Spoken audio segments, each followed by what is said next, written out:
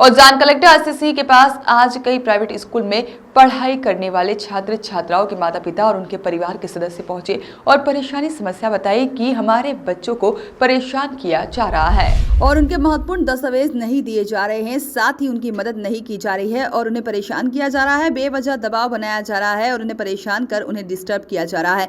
बच्चों के माता पिता और परिवार के सदस्यों को उज्जैन कलेक्टर एसएससी ने आश्वस्त किया है और कहा है कि जाँच करवा ली जाती है और साथ ही में आपके द्वारा जो बातें कही जा रही हैं उनकी अगर स्कूल संचालक दोषी पाया जाता है तो जांच के दौरान तो उन पर कार्रवाई की जाएगी। इस दौरान बड़ी संख्या में प्राइवेट स्कूल में पढ़ाई करने वाले छात्र छात्राओं के माता पिता और उनके परिजन मौजूद रहे उज्जैन कलेक्टर एसएससी के पास शिकायत करने के दौरान। उज्जैन जिलाधीश से आप लोग मिले थे और क्या समस्या आ रही है और क्या पूरा मामला है? देखिए, हम अभिभावक जन कल्याण संघ मध्य प्रदेश से हैं। मैं राज्य विधिक सलाहकार हूँ। हमारे पास शिकायत आई थी कि तहसील स्कूल उज्जैन में जो है वो बच्चों को फीस भरने के बाद, पूरी फीस भरने के बाद में टीसी नहीं दे रहे आवेदन करने के बाद में। अच्छा।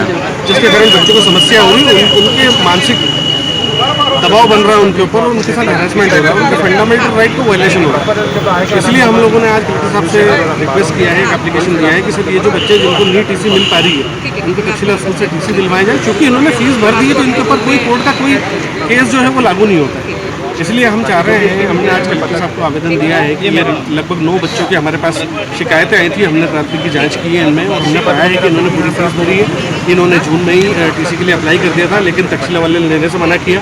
उसके बाद में इन्होंने जून में ही रजिस्टर आई डी की है कुछ लोगों ने जुलाई में भी रजिस्टर आई डी करके टीसी की मांग की है, लेकिन तक्षशिला वाले ने ना तो उनको स्कूल के अंदर घुसने दे रहे हैं, स्कूल पर भी ताला लगा दिया है और उनकी रजिस्टर आईडी जो वो भी लेने से इनकार कर दिया। इसलिए हमने कलेक्टर साहब का आज आवेदन किया है। डीओ साहब को भी हमने जो है लेटर लिख के दिया है कि आप जो है इस पर कार्रवाई करें। डीओ साहब ने भी उनको शोकॉज इशू किया है, लेकिन प्रोसेस इतनी स्लो है कि बच्चों का समय खराब हो जाएगा। आज नए सेशन के भी 2 महीने हो चुके हैं।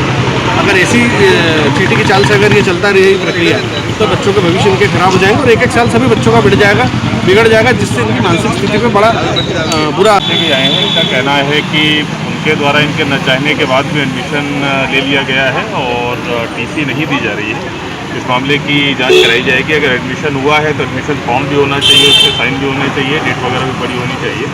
मेरे द्वारा एक कमेटी पहले जहाँ तक मुझे याद है बनाई गई थी, शायद उसकी रिपोर्ट अभी आने वाली होगी या फिर एक दूसरी टीम भेज कर लोग जाँच कराएंगे। अगर इस प्रकार की अनियमितता मिलती है तो हम लोग मान्यता दृष्टि को दस्तावेज। सर, आज 1 करोड़ की ज़मीन मुक्त कराई है, क्या कुछ विषय रहा? जी हाँ, देखिए, जो माननीय मुख्यमंत्री जी का माफिया के विरुद्ध अभियान है उसके तहत आज उज्जैन को बहुत बड़ी सफलता प्राप्त हुई है, जिसमें नगर निगम के द्वारा लगभग 3 हेक्टेयर के आसपास की ज़मीन है जिसको मुक्त कराया गया था और काफ़ी इंपॉर्टेंट ज़मीन है। इंदौर रोड से लगी हुई है, हरी फाटक ब्रिज से लगी हुई ज़मीन है और वहाँ पर ढेर सारी दुकानें बनी हुई थी। पूर्व में भी हम लोग कई बार उसको मौका दे चुके थे।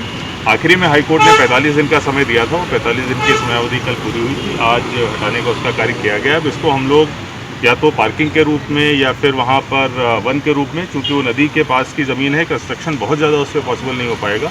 हम लोग निर्णय करके बहुत जल्दी उस पर लेंगे। लेकिन मुझे लगता है कि न केवल 1 करोड़ों की ज़मीन है बल्कि माफिया मुक्त अभियान के तहत एक बड़ा कदम है, क्योंकि उससे बहुत ज़्यादा पैसा जनरेट होता था जो कहीं न कहीं माफिया गतिविधियों में उसका प्रयोग होता था। वॉइस ऑफ राइट्स के लिए उज्जैन से वीरेंद्र शर्मा की रिपोर्ट।